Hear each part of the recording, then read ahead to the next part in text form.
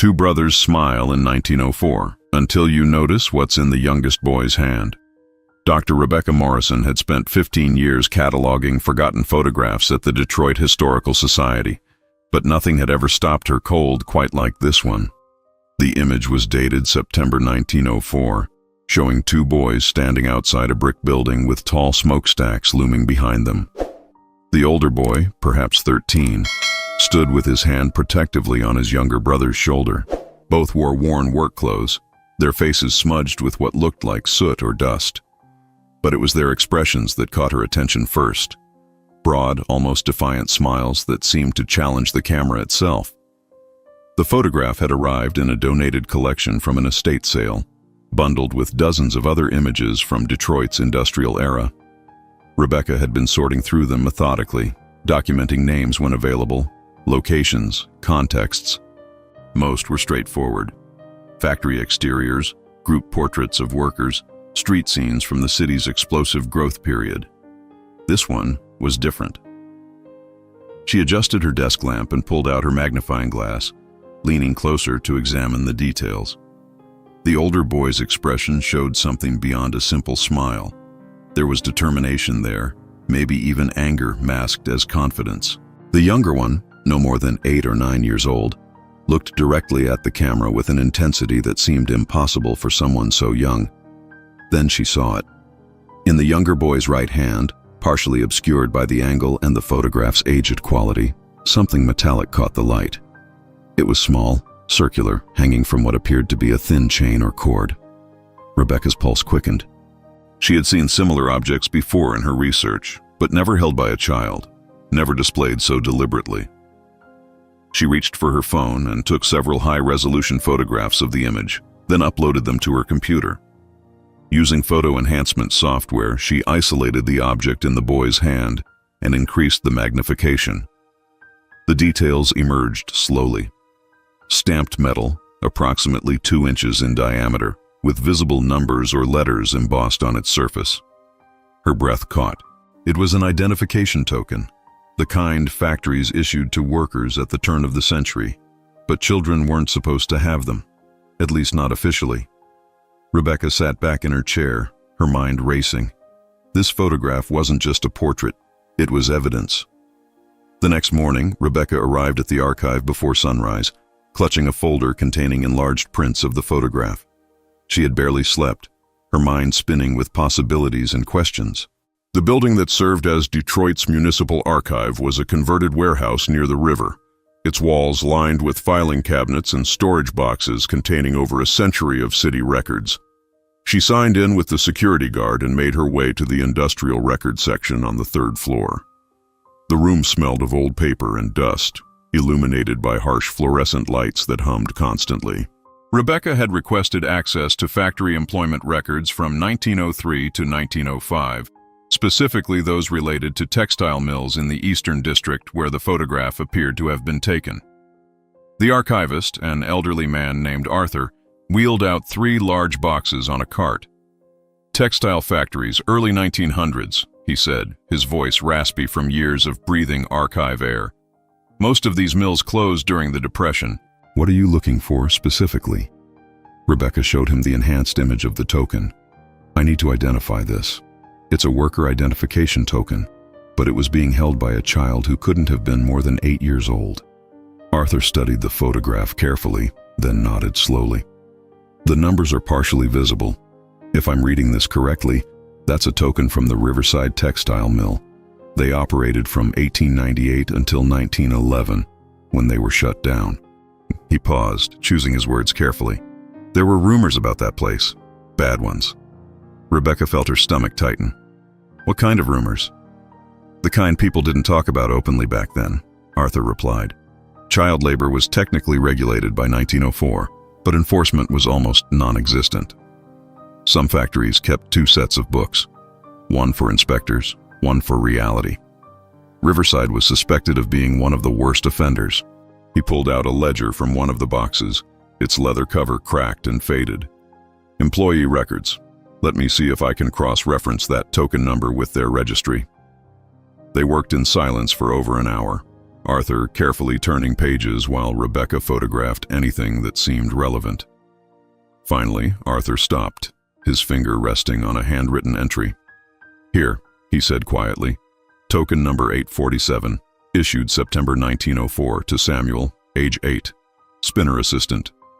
Rebecca's hands trembled as she photographed the ledger entry. Samuel.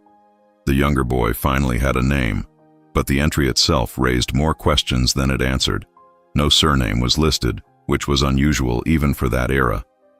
The occupation, spinner assistant, made her chest tighten.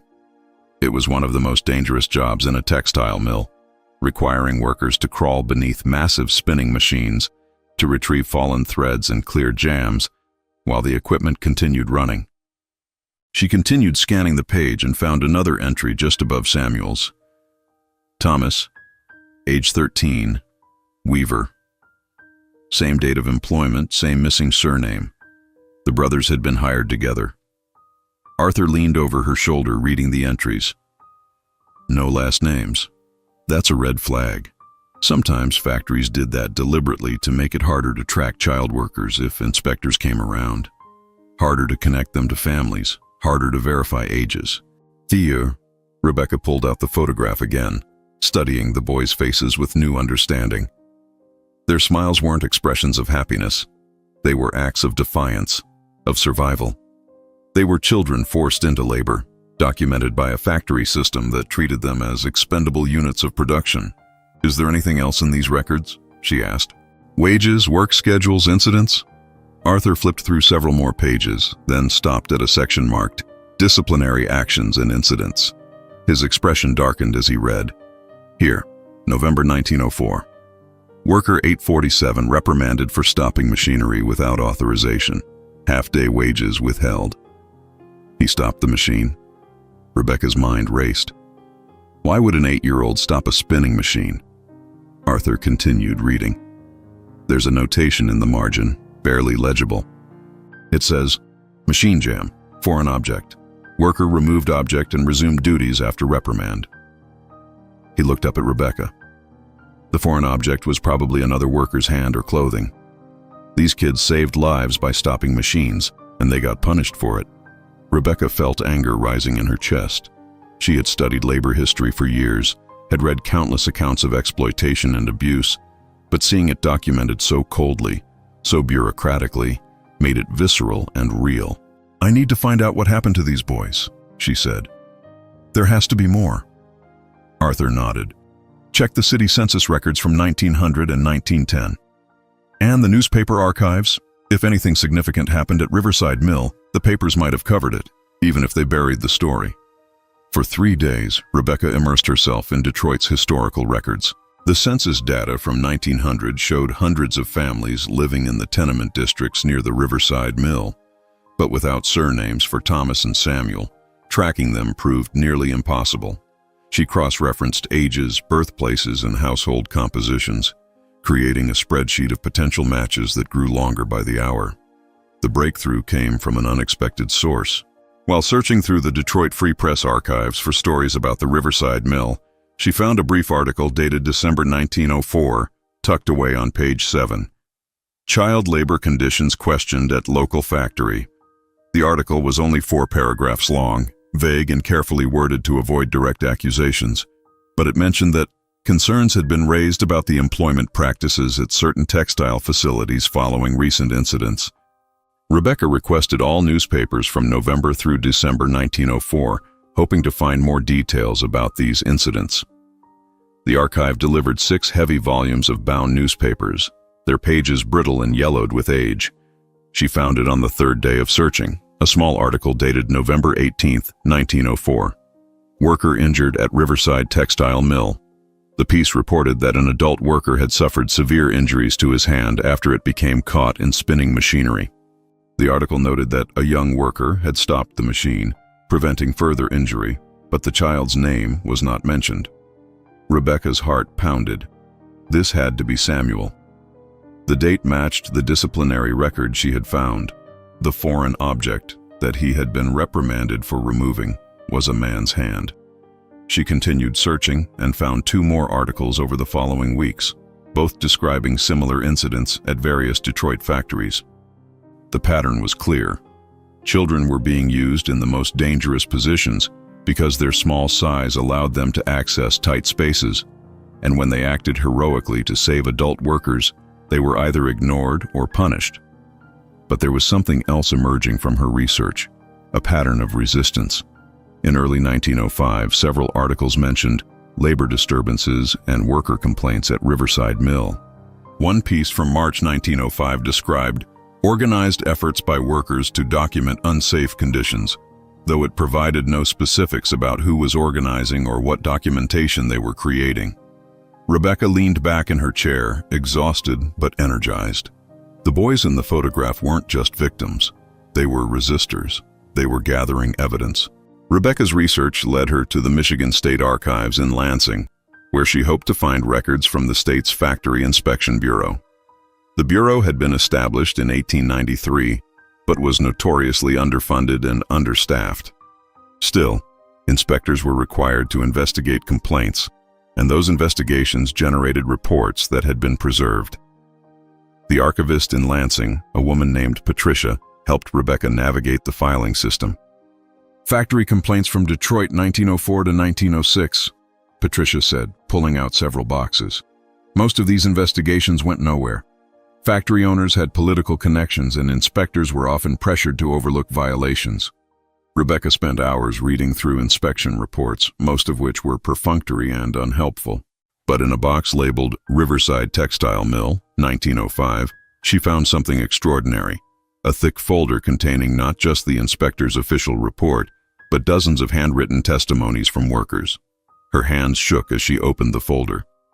The testimonies were dated between January and March 1905, each signed with names or marks. Some were written in careful, educated script. Others were crude and barely legible, clearly composed by people with minimal schooling. But they all told the same story: dangerous conditions, child workers, falsified records, and systematic abuse. Then she found it. Testimony number 17, dated February 12, 1905. The handwriting was neat and deliberate, clearly written by someone young but educated. "My name is Thomas. I am 13 years old. I work at Riverside Mill with my brother Samuel, who is 8. We work 12 hours every day, except Sunday. Samuel works under the spinning machines. It is very dangerous. 3 workers have lost fingers since we started. Samuel stopped a machine in November to save a man's hand. The foreman hit him and took his wages. We have been keeping count of the injuries. We have been writing down the names of children who work here, even though the bosses say we are not supposed to be here. We want someone to know the truth." Rebecca read the testimony 3 times, tears streaming down her face. These boys had been documenting everything. They had been building a case, collecting evidence, risking their jobs and their safety to expose what was happening. She flipped through the rest of the testimonies and found another in the same handwriting, dated March 1st, 1905. It was longer, more detailed, listing names, ages, injuries, and dates with meticulous precision. Rebecca returned to Detroit with copies of every document she had found, her mind racing with new questions. The testimonies revealed that Thomas and Samuel were part of something larger, a network of child workers who had organized themselves to document abuses and gather evidence. But how had children, some barely literate, managed to coordinate such an effort? She reached out to Dr. Michael Torres, a colleague who specialized in labor history and social movements. They met at a cafe near the university, where Rebecca spread out copies of the testimonies and photographs across their table. Michael studied the documents carefully, his expression growing more serious as he read. "This is remarkable," he said finally. "Child workers organizing themselves in 1904? That's incredibly rare. Most labor organizing from this period was done by adults, by unions, by outside activists. But this is children taking matters into their own hands. How would they even know how to do this?" Rebecca asked. "Where would they learn about documentation, about building evidence?" Michael pointed to one of the testimonies. "Look at the language here. Someone taught them. See how they structure their statements, how they include dates, names, specific details? That's not instinctive, that's taught." He paused, thinking. There were settlement houses in Detroit during this period, places where immigrant families and working-class kids could get education, social services. Some of them were run by reform activists who taught literacy, civics, workers' rights. Rebecca felt pieces clicking into place. So the boys might have gone to one of these settlement houses. They learned to read and write, learned about their rights, and then used that knowledge to document what was happening at the factory. Exactly, Michael said. And look at this. He pointed to several testimonies written in similar handwriting. These were probably all dictated to Thomas. He was serving as a scribe for workers who couldn't write themselves. He was the linchpin of this whole operation. Rebecca pulled out the photograph again, looking at Thomas's face with new appreciation. His protective hand on Samuel's shoulder, his defiant smile. It all made sense now. He wasn't just an older brother trying to survive. He was an organizer, a documenter, a voice for those who had none. "We need to find out what happened after these testimonies were submitted," Rebecca said. "Did the investigation lead to anything? Were conditions improved? Were the boys protected or punished?" Michael's expression turned grim. "That's where it gets complicated. Most factory investigations from this period resulted in token fines at best, and workers who testified often faced retaliation. They were fired, blacklisted, sometimes even physically threatened." Rebecca spent the next week searching for any record of what happened after the testimonies were submitted to the Factory Inspection Bureau. The official investigation report, dated April 1905, was disappointingly brief. The inspector concluded that while certain irregularities were noted, there was insufficient evidence of systematic violations. He recommended a small fine and increased vigilance regarding the employment of minors, but no further action was taken. But buried in the back of the file, Rebecca found something the inspector probably hadn't intended to preserve: a handwritten note from the mill foreman to the factory owner, dated March 15, 1905. The note had been submitted as evidence during the investigation, likely by accident or through an administrative error. "The boys who have been talking to inspectors have been identified," the note read. "Thomas and his brother. They've been spreading lies about conditions here. I recommend immediate dismissal and notification to other mills in the district to refuse them employment. Make an example." Rebecca's blood ran cold. The boys had been blacklisted. Their act of courage had cost them their jobs and their ability to find work anywhere else in Detroit's industrial sector. She immediately returned to the census records, now searching for Thomas and Samuel in the 1910 census, hoping to track where they had gone after losing their jobs. It took days of searching, but she finally found a match. Thomas, listed as age 19, occupation railroad worker, living in a boarding house near Michigan Central Station. But there was no Samuel listed in the same household. Panic gripped her. Where was Samuel? Had something happened to him? She expanded her search, checking hospital records, death certificates, any document that might explain Samuel's disappearance from the records. Nothing. It was as if he had vanished after 1905. Then she thought to check the records of Detroit's charitable institutions, orphanages, children's homes, reform schools. In a ledger from the Sacred Heart Children's Home, she found an entry dated April 1905. Samuel, age 9, admitted due to inability of elder sibling to provide care. Child in good health, but malnourished. Rebecca sat back, tears blurring her vision. Thomas had been forced to give up his brother.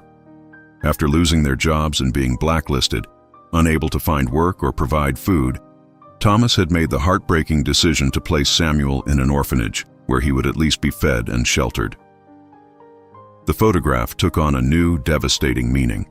That moment in September 1904, with their defiant smiles and Samuel holding his factory token, it was the last time they had been together as brothers before their world collapsed. Rebecca couldn't let the story end there. She needed to know what happened to both brothers after they were separated. The orphanage records showed that Samuel stayed at Sacred Heart until 1907, when he was adopted by a family. But the family's name had been redacted from the public records, a common practice to protect adoptive families' privacy. She filed a request with the Michigan Department of Health and Human Services for access to sealed adoption records, explaining her research purposes and the historical significance of the case. While waiting for approval, she focused on Thomas. The 1910 census showed him working for the railroad, and subsequent city directories tracked his movements through Detroit over the following decade. In 1912, he was listed as a freight handler. In 1915, warehouse supervisor. By 1920, he had become a union organizer for the Detroit Federation of Labor. Rebecca's heart leaped. Thomas had never stopped fighting. He had transformed his childhood experience into a lifelong commitment to workers' rights. She searched union archives and found records of his activities throughout the 1920s, organizing strikes, negotiating contracts, advocating for safety regulations. In a box of union correspondence from 1923, she found a speech Thomas had given at a labor rally. The typed manuscript was marked with handwritten corrections in the margins, and it began with a story about two brothers who had worked in a textile mill nearly 20 years earlier. "My brother and I were children when we learned that the powerful don't surrender their power willingly," the speech read. "We documented abuse, we gathered testimony, we spoke truth, and we were punished for it. But that experience taught me that silence is complicity, that documentation is resistance, that every voice matters, especially those society tries to silence." Rebecca read the speech 3 times, moved by its power and clarity. Thomas had never forgotten. He had carried the memory of those days at Riverside Mill throughout his life, using it as fuel for his activism. But the speech ended with a line that broke her heart. "I have spent 20 years searching for my brother, taken from me when we needed each other most. I do not know if I will ever see him again, but I fight so that no other brothers will be separated as we were." He had been searching for Samuel for 20 years. The separation that seemed temporary in 1905 had become permanent, a wound that never healed. 2 months after filing her request, Rebecca received a call from the Michigan Department of Health and Human Services. A caseworker named Jennifer explained that while full adoption records remained sealed, they had found something unusual in Samuel's file that they were authorized to share. A letter written by Samuel in 1954, requesting information about his biological family. "It's rare for adoptees from that era to come back looking for information," Jennifer explained. "Most just moved on with their lives. But this Samuel was persistent. He filed multiple requests over several years." Rebecca's hands trembled as she received the scanned documents via email. The letter was written in neat, careful handwriting, the hand of someone who valued precision and clarity. "My name is Samuel. I was placed in Sacred Heart Children's Home in April 1905 when I was 9 years old. I was separated from my brother Thomas, who was 13 at the time. I have spent my entire adult life trying to find him. I have searched city directories, union halls, factory records, and every archive I can access. I have written to newspapers and contacted veterans organizations. I am now 61 years old, and I fear I may never see my brother again before one of us dies. If there is any information in your records that could help me locate him, I am begging you to share it." Rebecca wiped tears from her eyes and continued reading through the documents. There were multiple letters from Samuel spanning from 1954 to 1967, each one more urgent than the last, each one chronicling his failed attempts to find Thomas. Then, in a folder dated 1968, she found something that made her gasp, a note from a social worker stating that they had successfully located Thomas through union records and had facilitated contact between the brothers. Attached was a brief update form indicating that the brothers had been reunited and requested no further assistance. Rebecca immediately searched for obituaries. She found Thomas first, died in 1972 at age 80, survived by his wife and 3 children. The obituary mentioned his decades of union work and his commitment to workers' rights, and it mentioned that he was predeceased by his beloved brother Samuel, who had died in 1971. They had found each other. After 63 years of separation, after a lifetime of searching, the brothers had reunited and spent the final 3 years of their lives together. Rebecca sat at her desk, overwhelmed with emotion. The story that had begun with a photograph and a factory token had led her through decades of pain, separation, and persistence, ending finally with the reunion that both brothers had fought so hard to achieve. Rebecca stood before a packed auditorium at Wayne State University, presenting her research findings to an audience of historians, labor activists, and community members. Behind her, projected on a large screen, was the photograph that had started everything. Two boys with defiant smiles, one holding a factory token. Thomas and Samuel were 8 and 13 years old when they began documenting labor abuses at the Riverside Textile Mill, she said, her voice strong and clear. They were children who should have been in school, playing, living carefree lives. Instead, they were working 12-hour days in dangerous conditions, witnessing injuries and exploitation, and deciding, against all odds, to do something about it. She clicked to the next slide, showing the testimonies they had written. These documents represent one of the earliest examples of child-led labor organizing in American history. Thomas and Samuel didn't wait for adults to save them. They saved themselves, and in doing so, they created a historical record that has survived for over a century. The audience listened in rapt silence as Rebecca walked them through the brothers' story, the blacklisting, the separation, the decades of searching, and finally, the reunion. What makes this story extraordinary isn't just the courage these boys showed, Rebecca continued. It's their persistence. Thomas became a union organizer and spent his life fighting for workers' rights. Samuel never stopped searching for his brother, and when they finally found each other in 1968, they had 3 years together before death separated them again. She paused, looking at the photograph on the screen. That factory token Samuel held in this picture wasn't just identification, it was evidence. It was proof. It was a small act of resistance captured in metal and carried forward through time. The token itself has been lost to history, but what it represented, the refusal to be silent, the determination to document truth, the courage to resist exploitation, that legacy lives on. After the presentation, several descendants of textile workers approached Rebecca, sharing their own family stories of child labor, dangerous conditions, and quiet acts of resistance. A woman in her 70s handed Rebecca a small metal object wrapped in cloth. "This belonged to my grandfather," she said quietly. "He worked at a textile mill in the 1920s when he was 10 years old. He kept his worker token his whole life. He said it reminded him never to forget where he came from." Rebecca unwrapped the cloth and found herself holding a token almost identical to the one Samuel had held in the photograph. She looked at the woman with tears in her eyes. "Would you consider donating this to the Historical Society?" Rebecca asked. "So that your grandfather's story, and stories like Thomas and Samuel's, are never forgotten?" The woman nodded. "That's why I brought it. These stories need to be told." As Rebecca walked back to her office that evening, she thought about the photograph that had consumed her life for the past year. 2 boys smiling defiantly at a camera, holding evidence of their exploitation and their resistance. Their story had been hidden for over a century, waiting for someone to notice that small metallic object and ask the right questions. She had found the answers. She had told their story. And in doing so, she had ensured that Thomas and Samuel's courage would inspire generations to come. A reminder that even the smallest voices, even the youngest among us, have the power to change history when they refuse to stay silent.